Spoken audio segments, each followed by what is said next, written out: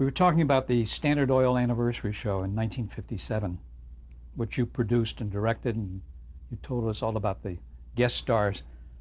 How did it turn out? Were you happy with the show? Yes, very. Yeah, I really liked it. I thought it really came across extremely well, and Tyrone Power, who was the host and the star of the show, really turned out to be just a super terrific guy, and just and a fellow who had never done any television before, a movie star, a major movie star, hit this mark, do 3 lines, wait a minute, next setup, next cut, whatever, and he had ice water in his veins, and he just went and did it.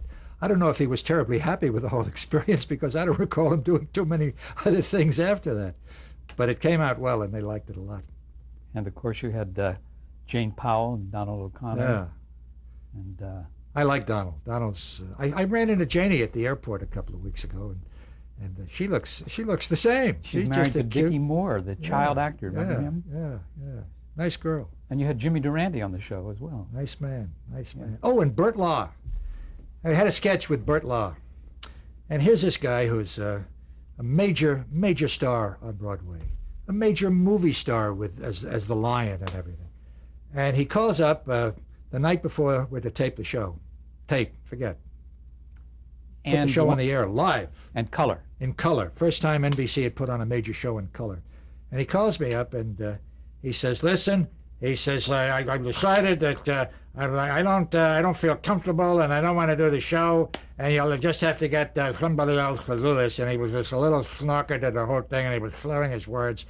And I'm listening to him on this phone and call, and I spent 35 minutes as his priest, rabbi, psychiatrist, best friend, son, father, and everything that I ever learned to con him and talk him into showing up the next day.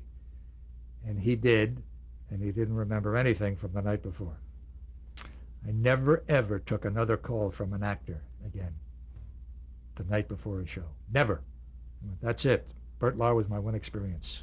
Did he ever ask you why he was never back on the Kate Smith show? No, that never came up. Okay. But if he didn't show up, I'd have sure to hell gone and told him.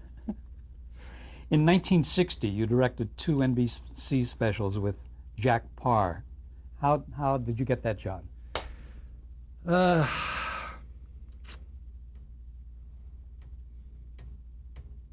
Jack Parr had done a couple of 2 or 3 specials for NBC, and he was not terribly happy the way they came out. And I think he was represented, I know he was represented by MCA at the time, and the head of MCA called me one day and he said, listen, he said, do you want to go to New York? He said, and do a Jack Parr special? And I said, not particularly. He said, well, this might be kind of fun for you. We'll put you up at the Plaza. We'll take care of all your expenses and everything else. And, he really wants to do. I said, I've never even met the man. He said, well, why don't we set up a lunch and we meet the man? I said, okay, I'll meet him for lunch. So I met him for lunch, and he was his Charlie Charming self, like he was performing on television. And I kind of liked him. And I went ahead and I did the show, and it came out very well. And then he wanted me to do another one, and I did another one for him.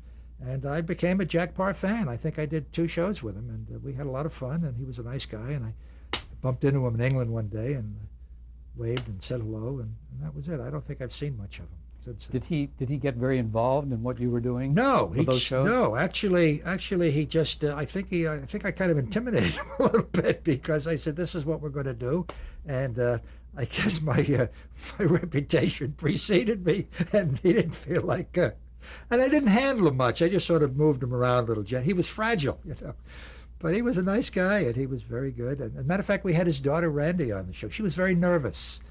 As a matter of fact, his daughter was around my daughter's age at the time, and I just made a point of being very paternal with her, which I felt, and he kind of sensed that. And just before we taped the sequence, it was a tape show, and before we taped the sequence, I introduced her to the audience, and he wasn't planning on doing that, but I did, and he was very taken by that. And later on, I don't know, a couple of months later, his wife said to me one day, she said, Jack never really forgot that little moment that you did for his daughter, our daughter. And I said, well, yeah, that was, no, she said, he appreciated that. But it was one father looking after another father's Sure. kid, same thing. I know one of the first guests you had on that special was Jonathan Winters. Was that the first time you'd worked with him? Yes, yes. And were you taken with him at that time? He blew me away. Tell me about that. He's marvelous. He's absolutely marvelous. He is, he was the Robin Williams of his time, or maybe it's Robin Williams is the Jonathan Winters of our time. But he was so good. I later did a series with Jonathan for 2 years. By the way, Robin used to show up at that series, not as a performer, as an observer. It's a perfect analogy, Greg. Yeah? I hadn't heard that before, but that's very good. What about Elaine May and Mike Nichols? They were also. Yeah, I did a sketch with them, and it was a very good sketch, and I had to cut some time out of it. And Did they tend to stretch on the stuff they did, ad lib a lot? yes, I had to cut. It was a tape show, and I had to cut I don't know 30, 40 seconds out. And I bumped into him in a restaurant a couple of weeks later, and he said some snide little remark to me, and I just looked at him and I said, nicely. Don't ever talk to me like that again or I'll kill you. And I meant it. He referred to me as a swine. That hurts. He thought that was cute. It was very New York society bullshit. You swine, you cut that piece. What about Shelley Berman? He was funny. Yeah. Pain in the ass, but he was funny. And he wasn't a problem. Everybody thought he was a problem, and he was this. And he just came on, he did his thing. He was very funny. As a matter of fact, I liked him a lot. I thought he was really funny. Now, Hubble Robinson was the producer of a Jack Parr special. At least his name was on the show. His name was on the show because it said Hubble Robinson, executive producer. He never showed up. Nobody ever saw him. And it was a deal that they made with MCA after he left CBS. Oh, I see. I think it was a bone that they threw. And all the shows said, produced by or something, whatever, Hubble Robinson. Did you ever have any contact with him after that? I had contact with him before that when he was running CBS. What happened there? He was with CBS just as what's his name, Jim Aubrey was coming in, and Jim Aubrey was running the whole show. And Aubrey brought me to New York and to discuss directing the Judy Garland show. And I made a deal with them to direct the Judy Garland series that was going on. And it was about 4 months down the line, 5 months down the line. This was in May. The show was to start in September, October, 5, 6 months, whatever. And so that was it. I made the deal, went back to California. A couple of weeks later, he called me. He said, listen, I want you to do me a favor. Can you come to New York? It's something I want to talk to you about that's very important. I said, sure. I went to New York, and I met with him, and he sat me down, and he said, now listen. He said, I want you to do me a personal favor. I said, sure, if I can help you out. He said, I want you to do a summer show for me. He said, you've got the time. He said, it involves a good friend of mine by the name of Keith Brazell. I said, who? He said, Keith Brazell. He said, he did a movie with Eddie Cantor and stuff. I said, what the hell is he going to do? He said, we're going to do a variety show with him. I said, a variety show with Keith Brazell? I said, what, are you kidding me? He said, no, I'm not kidding. I'm serious. He says, I would consider this a personal favor. This is Aubrey. Aubrey. I said, yeah, fine. I said, when do we do this? He says, in about 4 weeks. I said, 4 weeks? He said, yeah, you can do that. He said, work out the details with Hubble. So I go downstairs and I see Hubble and I say, this is what he wants me to do. I said, I don't want to do this damn show. And Hubble looks at me and he says, can I give you a little advice, son? He says, why don't you do them the favor that he asks for and do the show? He says, because my feeling is if you don't do the show, somehow or another, you ain't going to be doing the Garland show. I said, are you kidding me? He said, no. I said, all right. So I go ahead. I do the show. I book a girl by the name of Noelle Adam, ballet dancer. Jules Munchin, permanent cast. Keith Brazell. Damn it, I can't think of his name, but he's wonderful. Oh God, such a good actor. He was in the Cotton Club. Big Fred Gwynn. Fred Gwynn. Fred Gwynn. And a girl singer, young girl singer that's just starting. Okay? Hasn't done any television. Go ahead. Tape the first show with Keith Brazell. And I kept him in the dark. He was just like hidden in the background. Let him do a couple of things, but by and large, all the material was being done by Julie Munchin, Fred Gwynn, the girl, and the girl singer. Show's over. I get a phone call. They said, we don't like the girl singer. Got to replace her. I said, what are you kidding me? The girl singer's fantastic. She's fabulous. Well, we don't think she's going to be very good. I said, what are you talking about? This girl is going to be the biggest star there is. Well, Keith doesn't like her. I said, Keith doesn't like her? What are you, crazy? Well, Aubrey says she's out. Barbara Streisand. Replace her with somebody else. We do 2 more shows. Doing it in a theater on First Avenue, around 68th Street, somewhere in there. The theater that they converted into a television studio. Across the street is a big bar. We're getting ready to do the dress rehearsal. Stage manager comes to me. He says, can't find Keith Brazell. I went, what do you mean you can't find him? Somebody says, well, he's in the bar across the street. I said, well, go across the street and get him. Stage manager comes back, says he doesn't want to come. I said, what do you mean he doesn't want to come? He says he's not finished having his drink. I get him, walk across the street, walk into the bar. I said, come on, let's go. He says, don't tell me what to do. I said, you're coming with me, and you're coming now. He says, don't tell me what to do. One thing leads to another. I reach across. I grab him. I don't think he weighs more than 175 pounds, soaking wet. And I threw him across First Avenue. Almost got hit by a bus. Picked him up again, threw him into the studio, and threatened him with his life. I said, now you get on that stage and you do this show, or I'll kill you. And he did. The show was over, and that's it. Walked out the door, had an apartment over on 72nd Street. Get to the apartment an hour later. Guy calls me, Rocky Graziano. He was also on the show. He says, Greg, he says, I'm picking you up in 10 minutes. I said, what are you talking about? He says, there's a hit on you right now. He says, I got to get you out of the apartment. I said, are you kidding? He says, no. He says, 2 guys from Jersey are going to come over and wipe you out. He says, I'm taking you now. Don't take another phone call. Don't answer the door. 10 minutes later, knock on the door. He says, it's me, Rocky. Opens up the door. Look at him. He says, come with me. Go downstairs. I spent the night at his house. He squared it that night. Okay? He squared it. I quit the show. Okay? Never talked to Aubrey again. Never talked to Brazell again. Never did the Judy Garland show either.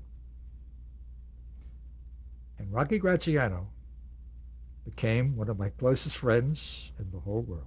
He saved your life. And he used to do an appearance on Dean's show a couple of times a year. And Dean would see Rocky, and of course Rocky was the most wonderful guy in the world.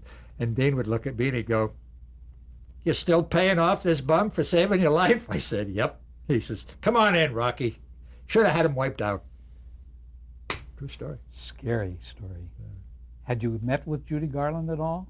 No. For the show? It was just to be. This is the way it was going to be. Aubrey was just like, in those days, and Aubrey was a pretty smart guy. Don't ever sell Aubrey short, you know. Pretty smart guy. He decided what he wanted, what the package was going to be. I think 3 or 4 guys did the show, and eventually, I think toward the end, Norman Jewison did it. Maybe George Slaughter or Bob Finkel might have been involved in it for a while. But they went through 3 or 4 different directors. But Aubrey got a lot of heat for putting that show on. I mean, it was in the columns in various places that it was not a good choice. Well, she was not a very well person at the time. Yeah. It was a shame, too. Who was not? Judy Garland, yeah. Oh. She was having major problems, yeah. she was the first of the major stars that had some major emotional problems. Right. Let's go to 1962 when you directed the Danny Kaye special. That's a relief for you from the Keith Brazell show. Tell me how that came about. Danny Kaye. That was in California, right? Yeah. Danny Kaye started as a comic up in the Borscht Belt at a place called Tamiment, Upper New York. Did sketches. Sid Caesar went up there for a while. And the guy that was running it and was the director of the Tamiment was Max Liebman. And later, of course, Danny went to Hollywood and made a lot of movies. And 2 or 3 times during the show of shows, on the air, Danny Kaye would be over my shoulder as Max's guest in the control room. And if you'd never been to a live television show with the tension and everything else that went on, and you were from the movies, where it took you, 4 days to do one number or one sketch, you were just like, I can't believe what's going on. But the guys that were doing it, like me, didn't know any better, so we just did it. So when it came time to do the special, he tracked me down. And he said, I'm the guy, he called up one day and he said, you may not remember this, but I'm the guy that used to stand behind you, in the control room on the show of shows. And he says, and my name is Danny Kaye. Well, what better introduction could you get? And I said, I started laughing. And he said, I want you to do a special for me. And I said, fine. And it was one of the most fun specials that I ever worked on in my life because Danny Kaye had just gotten his pilot's license. And he had a twin-engine Beechcraft called a Queen Air. And he needed somebody to fly with him, okay? And I was checked out. So every afternoon, I was living in Encino at the time, every afternoon, around 2 o'clock, 3 o'clock, we'd break rehearsals early. He'd come over, pick me up in Encino. We'd go to the Van Nuys Airport, all right? And there we would get into his funny airplane. We would fly to San Francisco. A car would pick us up, take us to a kitchen, a place called Johnny Chan's. He would go into the kitchen and he would make me Chinese food. Now, what better way could you think of spending your life? And guess who the guest star was of the show? Lucille Ball.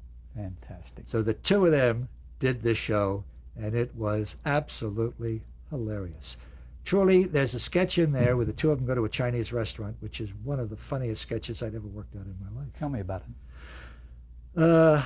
The whole show is a series of going to different restaurants, and this particular one was I can't tell you about it. I can't tell you about it because the whole sketch consisted of looks, takes, moves, and little asides. You had to be there. Yeah, you had to be. It was one of the classic sketches that you really had to be there. I mean, think about this, if you're a woman out there looking at this, you're wearing a skirt and you're going into a Japanese restaurant, all right?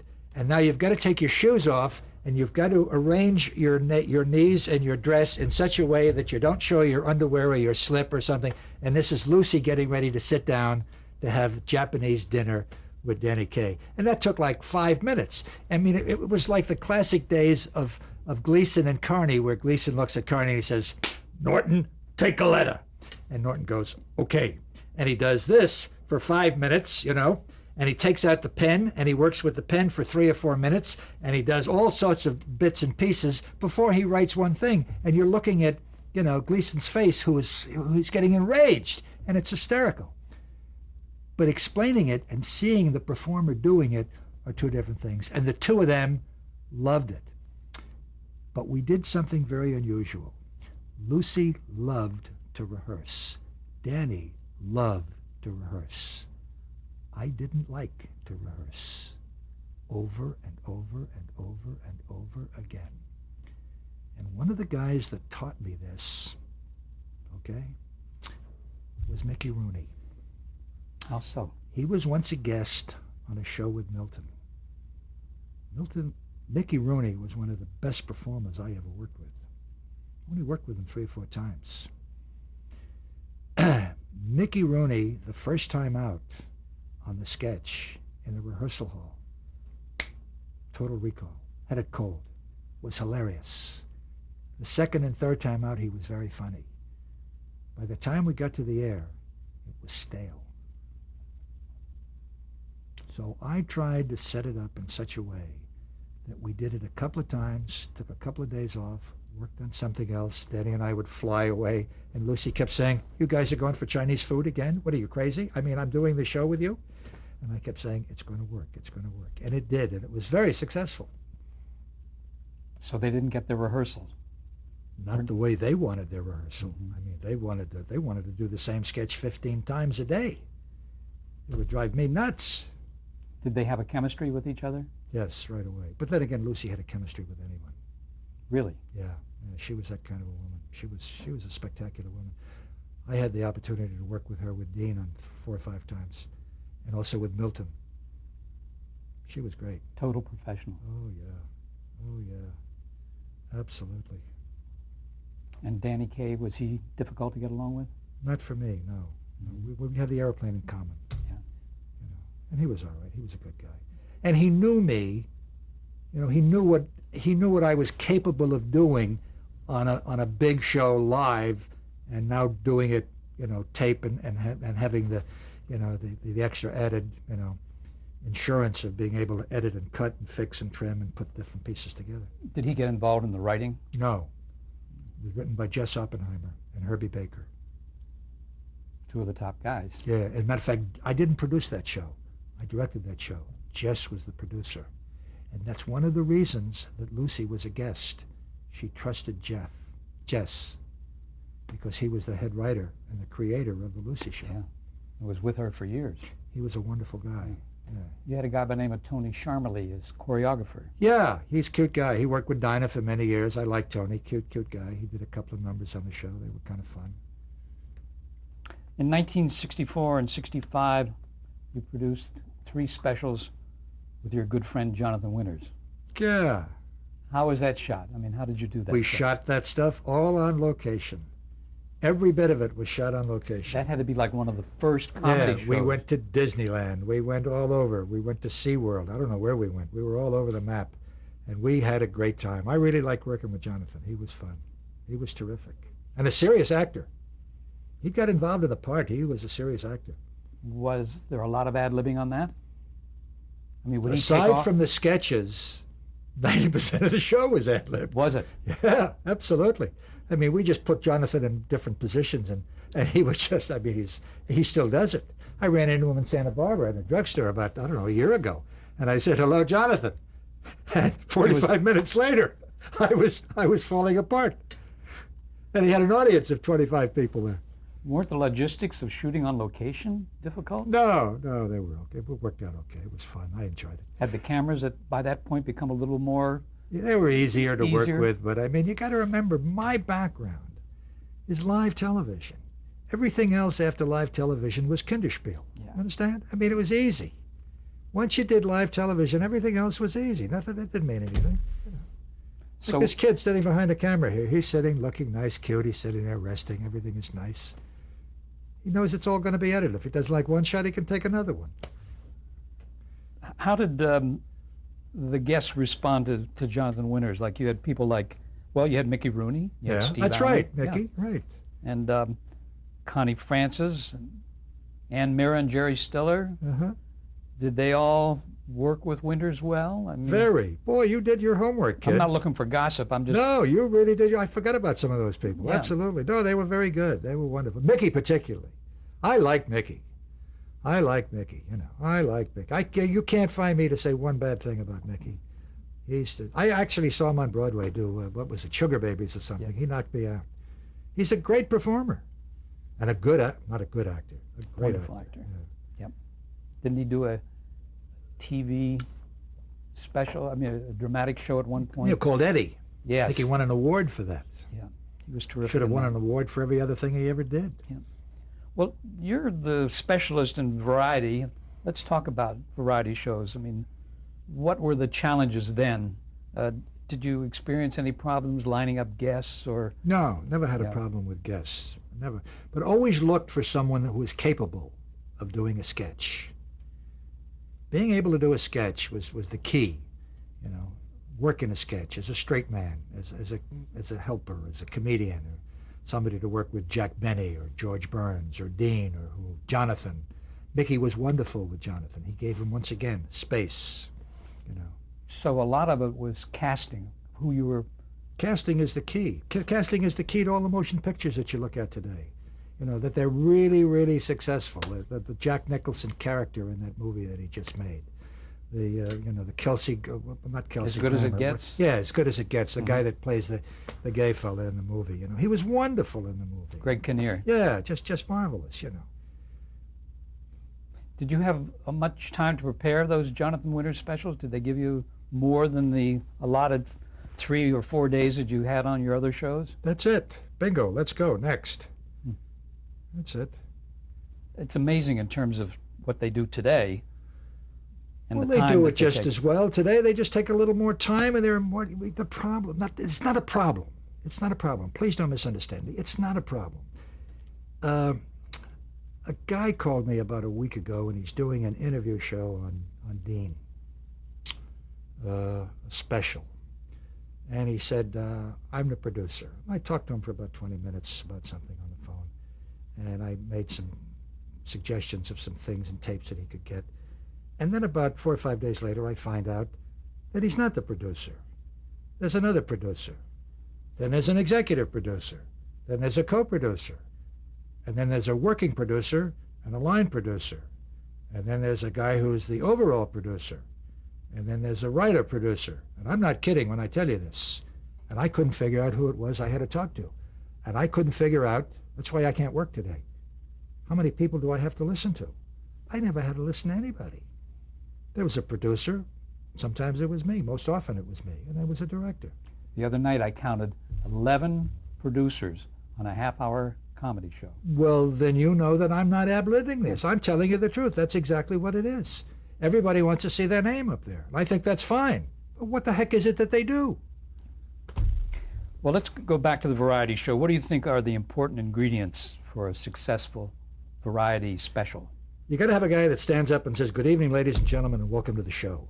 It's nice if he can wear a tuxedo or a tie, but he's got to be able to say, "Welcome to the show." He's got to look into that camera, and those people that are looking at him have to know whether he's for real, whether they trust him to take him through the next hour. They have to like him. They have to like him, you know. And who's really likable today? Okay, now, Jay Leno is a likable guy. Close-up Bing, he talks for a while. The other guy on, what's his name, David Letterman, he's a likable guy, but those aren't variety shows, you know. They're guys that are charming and cute, and they can do a monologue, and they're cute with their guests, and they have a singer here and there, and occasionally they'll do a sketch or so, but it's always kind of half-assed and an ad-lib thing. And they win an award or something for the best variety show. They win an award because there aren't any variety shows on the air. That's okay. I want to talk about That's that okay. in a minute. There aren't any on the air because there's nobody around that can say, "Hello, how do you do, and welcome to the show." There are 3 guys, okay, that if I went back to work tomorrow morning, and I can't go back to work tomorrow morning because I like my life the way it is in Montana and down here in California. Okay? Can I get back to that in 1 minute? Yeah, go ahead. I don't.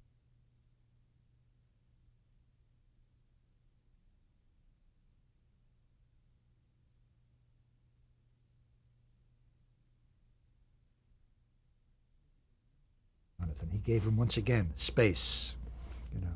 So a lot of it was casting, who you were. Casting is the key. Casting is the key to all the motion pictures that you look at today. You know, that they're really, really successful. The Jack Nicholson character in that movie that he just made. The Kelsey, not Kelsey. As good as it Grammer, gets? Yeah, as good as it gets. The guy that plays the gay fella in the movie. You know, he was wonderful in the movie. Greg Kinnear. Yeah, just marvelous, you know. Did you have much time to prepare those Jonathan Winters specials? Did they give you more than the allotted 3 or 4 days that you had on your other shows? That's it. Bingo. Let's go. Next. That's it. It's amazing in terms of what they do today.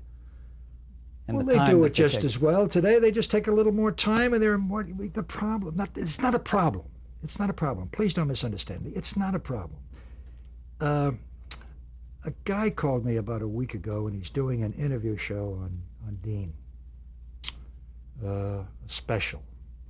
And he said, I'm the producer. I talked to him for about 20 minutes about something on the phone. And I made some suggestions of some things and tapes that he could get. And then about 4 or 5 days later, I find out that he's not the producer. There's another producer.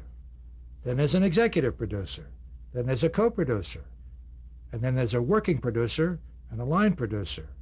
And then there's a guy who's the overall producer.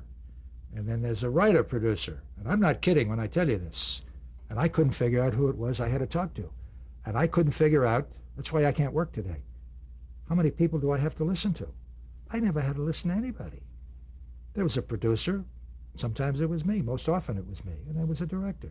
The other night I counted 11 producers on a half-hour comedy show. Well, then you know that I'm not ad-libbing this. I'm telling you the truth. That's exactly what it is. Everybody wants to see their name up there. And I think that's fine. But what the heck is it that they do? Well, let's go back to the variety show. What do you think are the important ingredients for a successful variety special?